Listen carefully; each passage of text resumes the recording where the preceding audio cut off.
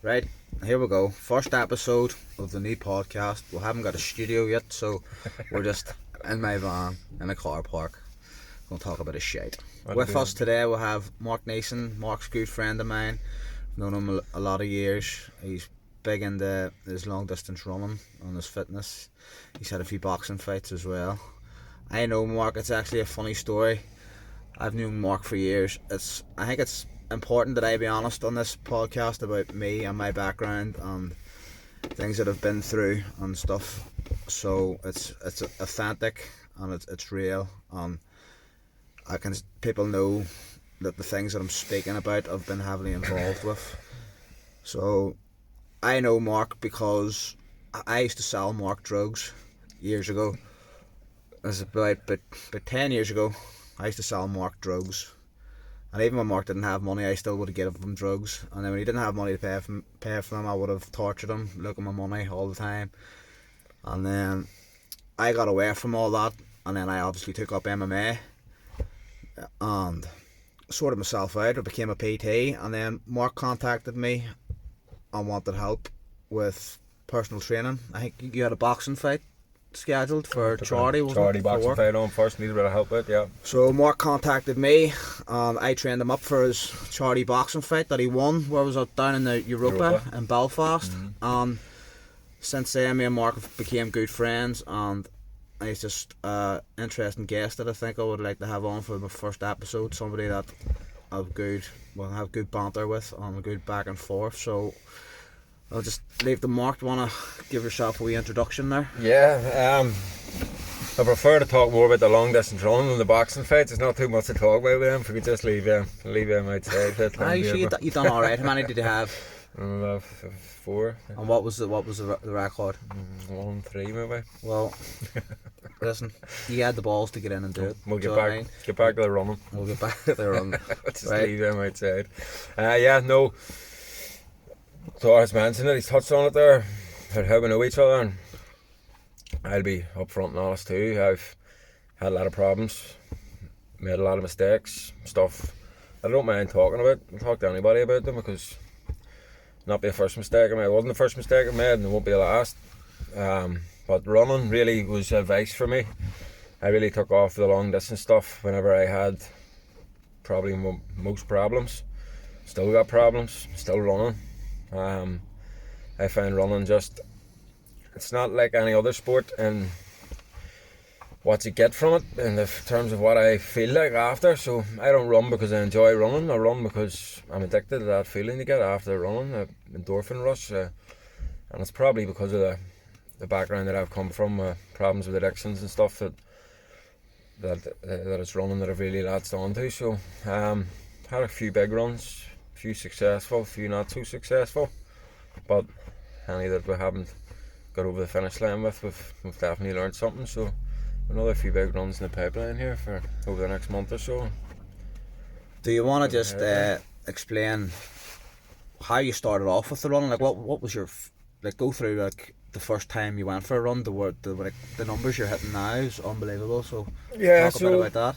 I started off like anybody starts off. You really suppose 5Ks maybe your first goal, and I took off with the 5Ks, and I used to do a bit of cross country running back in school, and I was good at that. But that was before I really sort of hit bad with drinking and the rest that comes with it. So I had a lot of problems and was trying to get away from a lot of things in my life. So stuff that I was doing, changed my lifestyle, and took off, started running, and it was really. Though I mentioned there were a few boxing fights, and then the boxing fights were led up to COVID.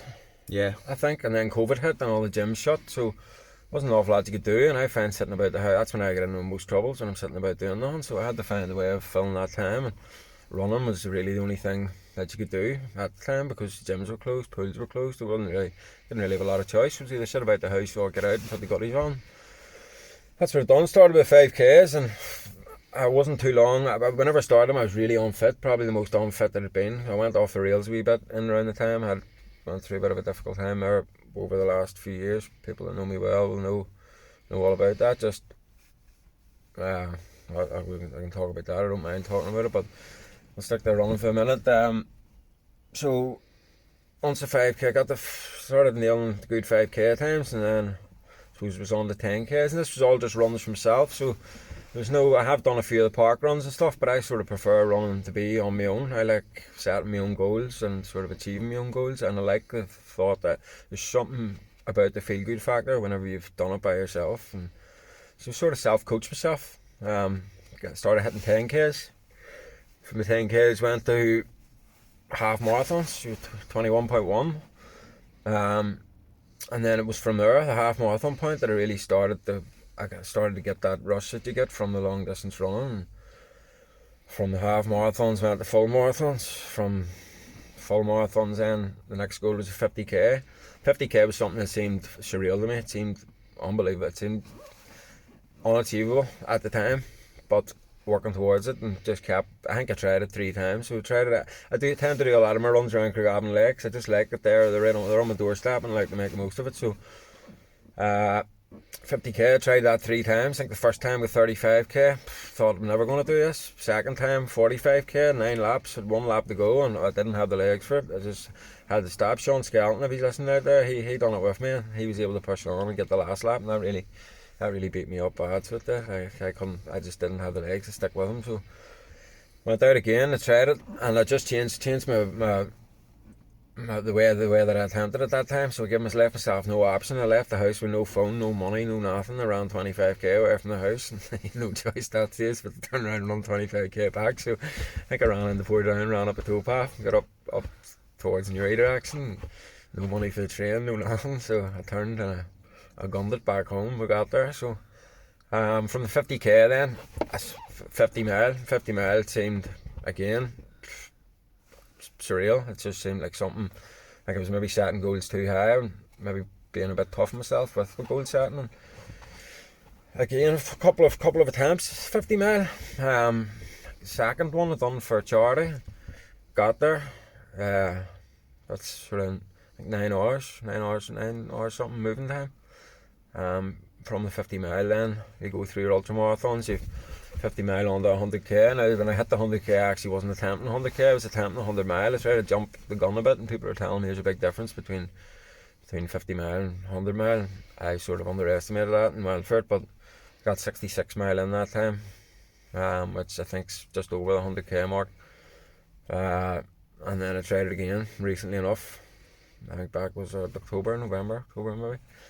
Tried the 100 mile again. I got 87 then. Dara, fair play to him that day. He was with me for the whole day, and it was a long day. It was a long day, especially when you're fresh out of the pub.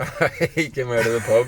He was in. He phoned me. He was in Fa Joe's, and he phoned me, and he says, "I'm leaving the pub now." He says, "I'm going to grab my bike and I'm meeting you at the Lakes." You didn't even believe me. I didn't believe him. I thought it was all drink talk. And me and Roy Brannan were on that lap. And we're halfway around the Lakes, and there's a wee light on the bike. Roy was second on the bike beside me, and there was a wee light on the bike, and he was like a moth around the Lakes. So he was just looking for any light. Seen a wee flashing light around by a fishing bridge, and he came flying around the bike, and that was him. He was there with me for the whole day. So it was tough. And again, got 87 mile in, and sometimes you just have to hold your hands up and you say, "Not today. Today's not my day." And that day I just didn't have it in me, my knees. That time, the first time I tried 100 mile, I had got 66 mile in the collapse with dehydration, so I got my nutrition all wrong. I just again was winging it. I said a minute ago that I was sort of self-coaching myself. I just wung it, and dehydration got me, and I started talking gibberish while running. Darren McKenna, he was the unlucky one to be doing that lap.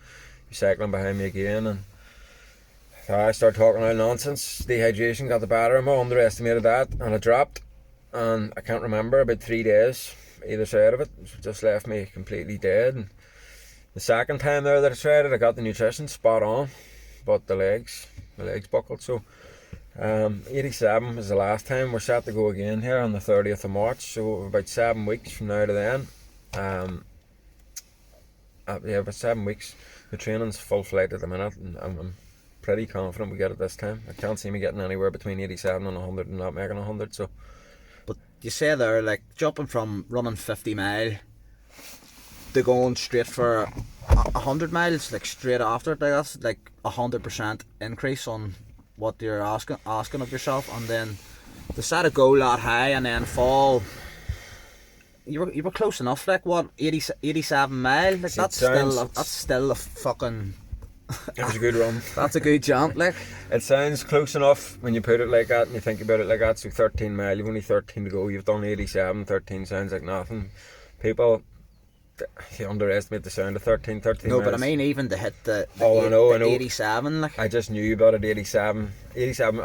People say to me all the time, people say well done, after they're like well done, that's amazing, you're on 87 mile, but again I'm probably the most harsh on myself, and the way I seen it was 13 short, and people are congratulating me, and it's a bitter pill to swallow, like I sort of couldn't really I still don't take the positives from it. I know that it was a good run, and I know that I learnt a lot, the same like from the first time, the dehydration, I learnt a lot, I got that spot on the next time. The second time I've been supposed to be a bit extra work put into the legs and the miles that I put in beforehand, and pretty capable get it this time. I don't want to have to do it again, that's for sure. You'll do it, and then God knows what you'll be looking to go for next. That's the people. That's what scares me. We get this 100 mile, we'll be able to leave it alone. Because like you can never, like when you set goals and you reach goals, you have to always like push past them and go. What's next? Like it's not as if you're going to run 100 mile and hang your running shoes up for the rest of your life. Do you know what I mean? I keep saying that. I keep saying if I get the 100 mile, I'll leave it alone. But I know myself. That's probably not what's likely to happen. Like how long are you into your running career? From like COVID, I suppose. What are we really focused on it? On COVID was just sort of running to keep myself ticking over. But I suppose it was. I had a few setbacks too, and really knocked me back. Especially that. What happened with my chest, and I remember September before we tried the 100 mile. I touch on that a wee bit. So I took pain in my chest, bad pain in my chest one night. I woke up out of my sleep, was coughing in the bathroom, threw up into the toilet. The second I threw up into the toilet, just bang the center of my chest. This pain that I've tried to explain it, but I didn't know whether it was my chest, whether it was my shoulder blade, my armpit, my shoulder. I couldn't work it out, just this pain. It was just unbearable pain, and hit the doc then. There was an ambulance phoned, and the second I wasn't in the ambulance too long before they realised there was something seriously wrong, and we had to make tracks to the hospital. So I ended up in the hospital, and it turned out that it was a very rare freak thing that happened to me. So it's called pericarditis.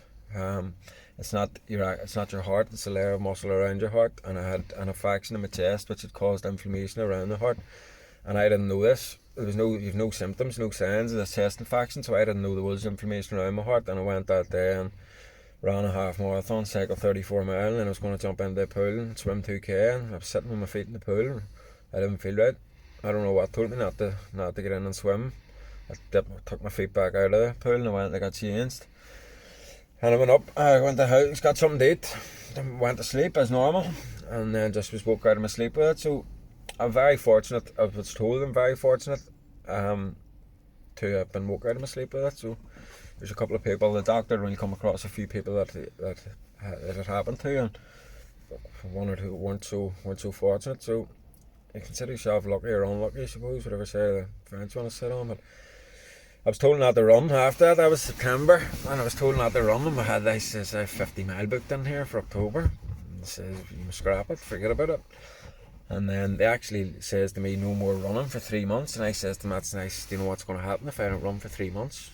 I'll end up in the drink for 3 months. So they went away and they looked at medical records and stuff, and they came back and they said, I've been adding up risk v reward with you, and we reckon that cutting running off completely, because they looked at my Fitbit and they said the levels of running, the levels of training that I've been doing were extreme. They called them extreme, so it wasn't just fitness, it was extreme running. And then they said that if I was to stop running completely, given the runs that I've been doing and the endorphin rushes that you're getting from them runs, and that's probably what I'm craving when I'm going for these runs, and they told me if I was to stop running completely, I would experience similar withdrawals to what somebody would experience withdrawing from a heavy drug. So they recommended then that I didn't stop running. They says to me, I kept mentioning wee 5Ks here and there, and they says, do you think you'll be able to keep your run to wee 5Ks? And I said, no, probably not. So, off I went, and I just played it by ear and seen where I felt. But that was, I think, 6 weeks later. So what add that up, what would that have brought us to?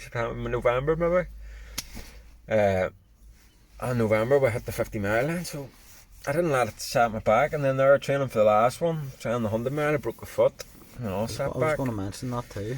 It's another. Oh, and that was from wear and tear, just from run, so I didn't break my foot or hurt my foot out running. I tried to get out of the couch too quick one night. I was sitting watching the UFC and my whole foot caved in underneath me. It turned out it was like my foot was made of Weetabix at that stage. It was just gone, and I snapped the 5th metatarsal and a couple of fractures in the sole of my foot, fractures that I had been ignoring, and then I was running funny on my foot, probably trying to avoid the pain from the fractures, and I was putting too much weight onto my 5th metatarsal, and I got a compensation injury then. It snapped, so I was out for 8 or 9 weeks for that.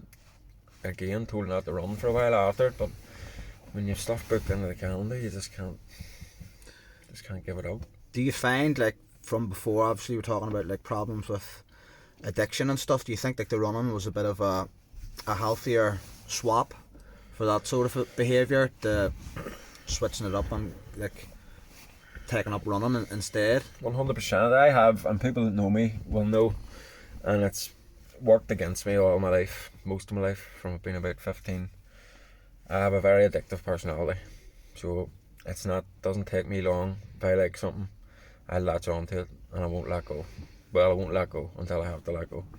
So I've went through my fair share of addiction problems, and I sort of just figured in my head, like, you have this addictive personality, why not try and become addicted to something positive instead of always something negative or something that's going to wreck your life. And running, I actually listened to this podcast with I was a woman that was on Joe Rogan. She was an expert in addictions, and she had talked about people that use sport as a way of battling addiction.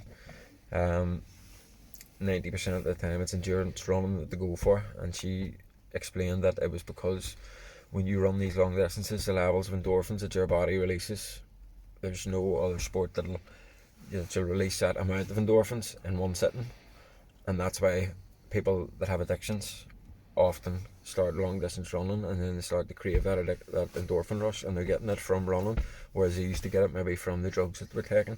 So yeah, you mentioned a swap there, that's exactly what it was. So just getting that endorphin rush from somewhere else. And don't get me wrong, I've made mistakes recently, I'll continue to make mistakes. I'm human, so I'm not sitting here preaching and saying that I've beat every problem that I have, because I certainly haven't, and a lot of people will be able to tell you that, and I have no problem talking about it either. I'm like everybody else, fair share of problems. Some come around, some hang around longer than others, but I'll keep battling, and that's what the running is for me. It's a way of sort of fighting back. I have these demons, and demons they all come from decisions that I've made and mistakes that I've made, and these demons haunt me, and the running is the only way that I can really fight back and fight the demons. So you see there, when you're talking about demons, like I've my own demons, but I used to imagine demons being like the monsters that hide under your bed and in your closet. They're not. They're things that, like, vices and stuff. Yeah. Like, I just different problems. Like, it's like, I think like the word demons, as you get older and you realise it's more of a metaphor for different things, like negative things. It's not like fucking. They're monsters. Yeah, they're not like monsters in as such. They're just problems, and they come at you as demons. Like you're drinking, drugs, and whatever else, gambling, stuff, all stuff like that. Regrets is a big problem for me. I have a lot of stuff that I regret, and I still have a lot of stuff I regret, and regret haunts me. I see regret and guilt, the two biggest things that are wrong inside of my head. And it's every day, and it's usually quiet time. Whenever quiet time comes, I'm okay when I'm busy. The second that I'm not busy, and that's why I try to always be busy. The second I'm not, that's when I get myself into trouble. Whenever I've got nothing to do, and that's whenever the demons haunt me as well. So bedtime at night for me is probably the toughest time of the day. I get into bed at night and try to switch off, and my head just goes mental. And I find myself, and my family and stuff about this, I found myself, I get into bed and I could be lying there at 1 o'clock in the morning, and the only way that I'm getting to sleep at night is if I bounce out of bed, I put the gullies on, I do a lap of the legs, and I come back, and not that I feel fine or that the problem's sorted, because it's not. It's they're problems that'll probably always live on in my head, problems I'll have to keep battling. So, but that's the way that's for what works, and if it works, I'll stick to it. So I'm gonna keep my gullies on standby. Just have them always at the ready. Always on, sleeping them on. But as well too, like when you're running all the time, it it sort of eliminates all the other stuff because you can't be doing the other stuff and running at the same time. Like, it's only gonna hold you back from running if you do And want to run. You notice it, and again, I'm not going to sit here and say that since I started running, I haven't done anything that I wish I hadn't done, because I have. But yes, and that's I can testify to that. Like, when you're not behaving yourself or you're not looking after yourself, it affects your running. And if you're in any way serious about reaching goals, especially goals that you're setting that they take a lot of commitment and they take a lot of, like 100 miles. I don't know too many people. I know one, or maybe around the town, one or two, personally, that I know them. I mean, that have run 100 mile, and I think that's what I like so much about it. The fact that there's not too many people out there that have done it, and that's really what drives me on to want to do it. You want to be uncommon, so to speak. So my good friend Goggins, he talks a lot about becoming uncommon amongst uncommon people. So I was trying to raise the bar a wee bit higher. When I'm talking to people about running, I take pride in talking about the distances that I do run. And I tell you what, see, for a long time there was very little that I was proud of. And again, that's why I like this running and the long distance running, because it's something that I can do, and I can do well, and it's something that when you're talking to somebody about it, it gives you a wee feel good factor inside, and you do feel good, because I've done a lot of shit that I don't feel good about and I feel bad about, and you can sit and you can beat yourself up over it all day long. You want to do it till the cows come home, but it doesn't get rid of it. It's not doing you any good either. It's not. So it's not. So you're safer just to forgive yourself and try not to make the same mistakes again and move on. But you're saying there, like, you know yourself around locally, you only really know of one or two other people that have done 100 miles. So, like, even like the way you're talking now, like if somebody was in the running, like you have people that have reached out to you, and now you're actually like coaching other people that want to run and want to take up running. Do you want to talk a wee bit about that? It was something sort of just was a last minute decision before Christmas, and there's a lot of I was sort of looking at this year 2023's calendar, and for runs that are on about, and came across Belfast Marathon. It's the end of April, 30th of April, and I haven't run the marathon, like an actual marathon. Every marathon I do it on my own round the lake, so I haven't really went to events and stuff. So I was really looking into this year. That's what I wanted to start doing, was running actual events and seeing could that maybe push me on that wee bit further, a wee bit of competition and stuff. So it's hard, and it's a lonely sport when you're doing it by yourself. So I was looking into events this year. I seen Belfast Marathon, then there was a lot of people messaging me when they seen the runs that I was doing, and I do the wee bit in the gym, sort of every now and then. I do wee bits here and there, a bit of coaching, and people then had started to ask me about running and would I take them running, would I coach them running, and there's a couple of people asking me individually, and then I came up with the idea of running a wee boot camp just to see what way that went. So the interest at the start was a lot sort of higher than what it's turned out, but we've a wee group there that are doing well, and we're doing an hour on a Tuesday morning, an hour on a Thursday morning, and then on a Saturday we do a third run, and that's where we really try and put the distance in. So like this week we've maybe like a 50-minute time trial on Tuesday, and then 10 minutes of sprints at the end. Thursday we will we'll do a lap of legs together as a group, and then we do a wee bit extra at the end again where we sort of run at different paces. And Saturday then will be the big run where everybody's sort of trying to push on and hit their own distance. And there's people there, we'll not start going into names or singling people out, because we're all still competing in that wee group, and don't want anybody feeling better than anybody else. So everybody just keep it up. It's going well, but the people that hadn't run at all, and they're starting to hit 10Ks, and for them that's something that they thought was unachievable. That's the same way when I set out running and I looked at 50K and I thought, whoa, how are we getting there? So they've said like their goal was 5K, and they've hit 5K. Then I told them your goal is 10K, they've hit 10K. They're not like the goals that come to follow now. Like once you get past 10K, there is no end. There is no end, yeah. It's big boy stuff. Never finished. Yeah, we're going around the next for me for 24 hours next. But even like if there's somebody out there and they're listening to this and they're maybe suffering themselves with a wee bit of addiction and they wouldn't mind trying a bit of running, like I'm sure you'd have no problem with them giving you a message and you can talk them through and get them started maybe in your running group or something. No problem at all. And I say to people, bit of a program or something. I say to people all the time that are messaging me about running, look, come out with me. I'm doing that many runs a week, and everybody says no, I don't want to go running with you because I'll not be able to run at your pace. But I don't run all the time. This is for anybody that fancies it. I don't run at that pace all the time. I have runs that I call them recovery runs.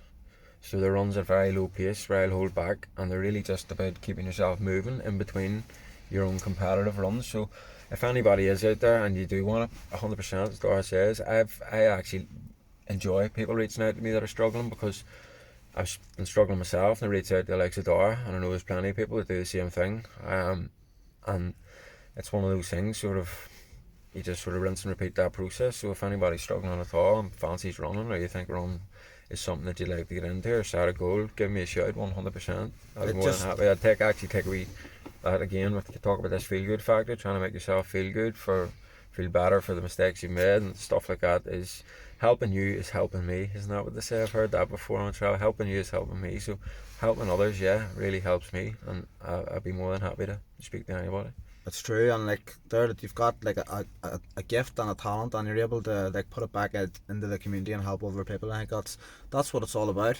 Like from how I know you originally until how we know each other now, it's like I used to be a very negative like factor in your life, and then I turned that around, and I like actually became like more of a positive figure, and that's what I'm all about now, because we all have our past. I'm not proud of a lot of things I've done before, but I got away from it, and from the outside looking back, I can see like the harm that was done, and the negativity and the damage that it does. So now it's all about switching it round, and pumping the positivity back into everybody, getting everybody to make better choices, better decisions. Like I'm still no angel, and I'll never be perfect. Nobody ever will be. But just trying to make a difference and give back, and I educate people on like the harms and the effects of like drugs and alcohol, and just the dangers. The home wreckers. Yeah. 100%, and they've torn my own home apart at times, and it's all decisions I've made, stuff that I've made, selfish decisions, so where I've just made thinking about nobody but myself, and I've always hold my hands up and apologize. All you can do is apologize. I can't change it. I'll never be able to change it, and that's what haunts me. It haunts me at night. I can't change anything that I've done, or any sticky scenarios I've got myself into. I can't change the only thing I can change is how do you move forward, and that's, I sort of want to set some sort of example to my own kids and anybody that is coming into the gym, and it's all about goal setting. If you don't have goals, you've no direction, and that's sort of the only way that I can keep myself, I'm not going to say I keep myself fully straight and narrow, because I still have my moments, but yeah, 100%, you have to set goals. You need to know where you're headed or where you want to go. That's it. Like, none of us can change the past, but we can put into play how we're going to structure the future and have good intentions, and hopefully it all just goes to plan. What about I seen that thing you posted today on your story. You said you just come out and said it there. You've said it. Do you want to talk about that? I get myself into trouble with these wee moments, these wee light bulb moments I call them, where I'm just lying there and thinking, right, what can I do? What's going to be challenging? How am I going to lift myself? How am I going to feel good next? So, we were talking a lot there about projecting stuff to the world, putting it out there to the universe. That's the way you get things done. I've done that for these runs and stuff. I've plastered it all over social media. I'm going around 100 miles, going around 100, and when you don't do it, you leave yourself in a sticky one then, because the whole world knows about it. But the accountability factor. If you've put it out and you've said that you're going to do it, then you feel obliged. You have to do it. And I have no shame in not reaching the goals, because they're goals that a lot of people couldn't reach. Well, they could reach if they work towards them, but there are a lot of goals that people don't reach or don't try to reach. So there's no shame in not reaching them unless you haven't tried. And for all of those runs, I've ran until I've collapsed. So the day I came up with a light bulb moment, we've got 46 days until the 30th of March, which is when we're going to try this 100 mile again. So 46 days from now to then, I'm going to run 10k every day for 46 days, 460 kilometres. And then just tackle the 100 miles. And then tackle the 100 mile. So these 10k's, I will be, some of them will be faster pace, some of them I'll start to slow it down to what I call race pace, which is a 100 mile race pace. So you're slowing that right down. So as the closer we get to the 100 mile, I will drop it back to maybe sort of 6 minute kilometres. You know, at the minute there when I'm running, I'm doing 340s and 350s. So I slow it right back to 6 minutes, but I'll make sure that I'm hitting my 10k every day. And I have put it out here, and I too put it on my own social media now. It's going to be all over yours, so I'm going to have to do it. But that's a very different compared to the, like I've seen your last training program for the 100 mile, and it was, you started out maybe a couple of 10k's, and then it was like a lot bigger difference. Do you think 10k a day is going to be enough? Well, when I say I'm going to run, don't get me wrong, there will be no, it will not be enough, no, but sure, there'll be days then I can run 30k. So that's still my 10k so you're going to be like, it'll be a minimum, at least a minimum of 10k every day. Yeah, get to and we'll count the kilometres up, so it'll be a minimum of 460 kilometres. I'll do them at different paces, I'll split them on different routes, I'll throw a few hills and stuff in, but it'll be a minimum. But yeah, you're right, I sort of like to train myself over 10k distance during the week, because during the week you don't have hours to be running. So during the week I'll run my 10k's. At the weekend I'll make sure I'm doing 10k at least on a Saturday and a Sunday, but it's very likely that Saturday and Sunday will be 20k plus, like. So yeah, I think the way I see it as well is I'm definitely not any less fit now than I was when I tried the 100 mile the last time. In fact, I know that I'm fitter because every time I go out now and run a 10k, I'm clocking a PB. I keep chipping minutes off my time. On my 5k's I'm down to 18 minutes, and 10k's I've got those down to 42, but I aim to be hitting them sub 40 minutes by the time we hit the 30th of March. So that was another thing I put in my prediction. What I noticed too from your training as well, you seem to be doing a lot more like strength work and stuff in the gym, like getting stronger. Do you think that benefits your runs? 100%. So the legs, I can't really get enough of the strength. I do a lot of circuit work, and it would just be short 1 minute bursts, 1 minute on, 15 off, 15 seconds off, and I'll throw as much leg work into that as I can, and I think it really stood by me the last time. Now I say that, I know it was my legs that let me down the last time, but you can't really prepare yourself for anything past 50-60 mile.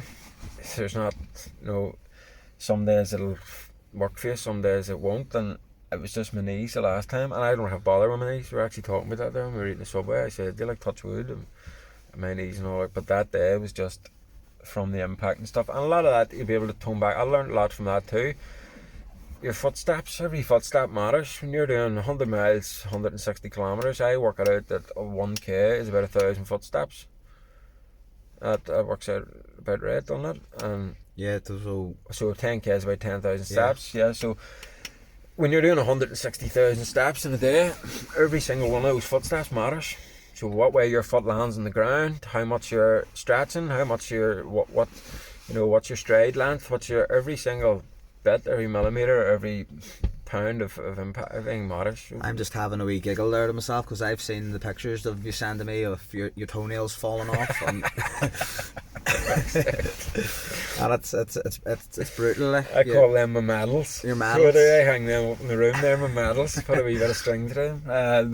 Yes, don't get me wrong, and yeah, it has to be expected when you're putting your feet through that. Like the other thing people don't get as well is I go in and I have to buy gutties size bigger when you're on the 100 mile.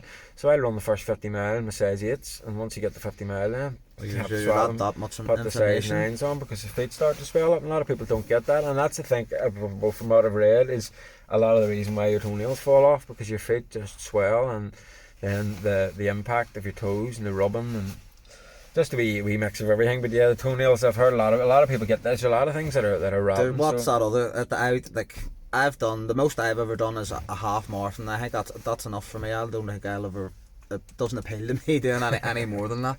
But you're saying like even like people that run marathons, you see them like their nipples bleed as well. That's one thing I didn't prepare for as well. Like the t-shirt just from the chafing on the t-shirt. So you have to put the last time I was running there, I had the wee nipple plasters and all on, if you remember. I was changing them every couple of laps. So yeah, you need your nipple tassels on. Like that's the last thing. Like if someone said name a running injury, like you'd never think of that. Bleeding nipples. Yeah. And then you're pissing blood.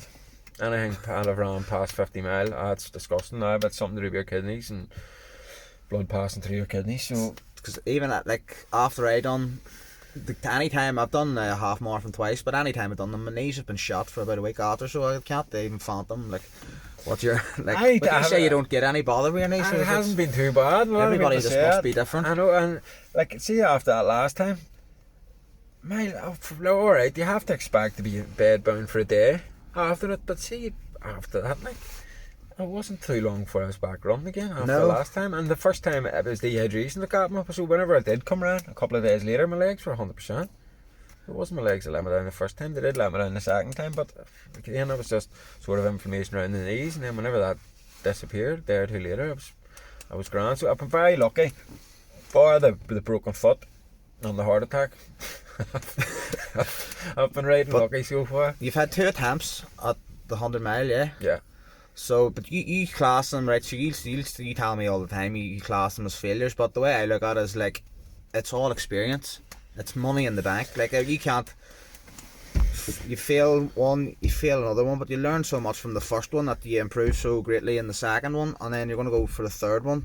There's bound to be a lot of things that you picked up on the second one that are going to benefit you in this next attempt. Well, that's it. I couldn't do the 100 mile without those first 2 attempts. Do you know what I mean? If that makes sense. There's no way you can't just set out and run 100 mile. You can't just say I'm going to run 100 mile and go and do it. So without those first attempts, I wouldn't be in the position that I'm in now. I'm 100% confident that on the 30th of March here I'll put this to bed. Like, so I couldn't be that confident if I hadn't had those first 2 experiences. So yeah, they're learning curves. It's like you fail your way forward.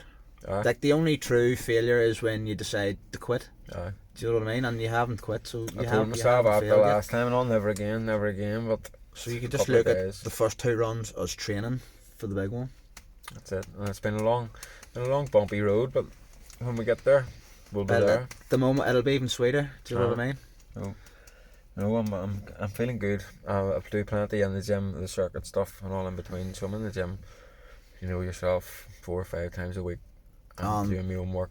You've still to run today. Today is the first day of your. Yeah, well, I've done 10k yesterday, so I'm going to count that in. Might as well. I've done 10k yesterday, so yeah, today I've 10k still to do today. I was about to set out and do it, and Dara hit me up for a Subway there, so I had to go and fill the belly and stuff. I'll go home and lie up for an hour and then we'll get shout out to Subway for looking after me.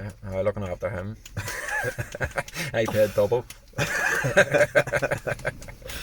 But no, I've my 10k to run. I have the dog to walk, and then I have to be in the gym for 8:30. Yeah, I feel sorry for that dog whenever it gets the age to be going running with you. You will have doggins.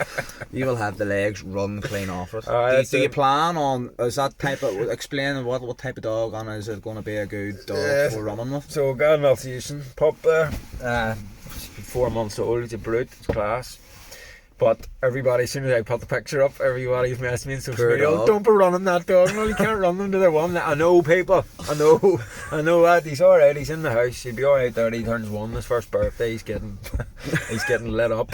So no, he's a good dog, and I don't really know what it'll be like for endurance running, but we'll soon find out. That's for sure. Sure, he'll be good for a couple of laps. I can do a couple of laps, and then we'll bring him back to the house and let him lay up, and I'll keep working. So no, I have the dog to walk now. That's the thing about it. The minute I can't run him, I have to do my runs and then walk a dog. So that's a wee bit of an inconvenience. So I kill 2 birds with 1 stone. Whenever he gets up a wee bit, and he's a wee bit stronger, we'll be able to take him with us. So all good. Looking forward to that. So we'll just get close to wrap things up. So anybody that is interested in running and doesn't know where to start, would like to start, hit Mark a message, and I'm sure he'll keep you right on how to start and just anything you need to know. So that's it. That's the first episode of the podcast. I only decided yesterday that I was going to do a podcast. So fair play to Mark. He didn't even know he was on Got the me podcast. Do you want to go for a Subway? He says I'm out here. He's got the spotlights and all, film crews around us here. He's like, by the way, you're doing a podcast here today.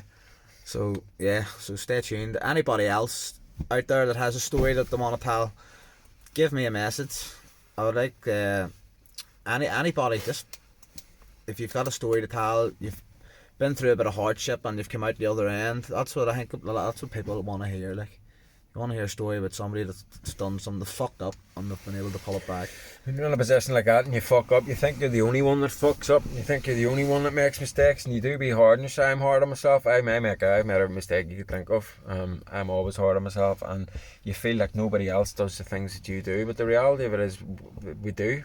We all make mistakes. Perfect. We all mess up, and see if you can come out and openly talk about them. That's half the battle, because you're not hiding away and battling them out in your own head and thinking Because you do be too hard on yourself when you come out and start talking to people, and they say, "Here, tell you what, I've done that or I've done this." We're maybe some are worse than others. I'll hold my hands up. Some are maybe worse than but others. it's good when you do see someone that can throw their hands up and say, "Right, listen, I done this and I done that, and I'm not proud of it, and I want to move forward and do better." But you can learn so much from somebody else's mistakes. You hearing someone else's mistakes can stop you making the same mistakes, if that makes sense.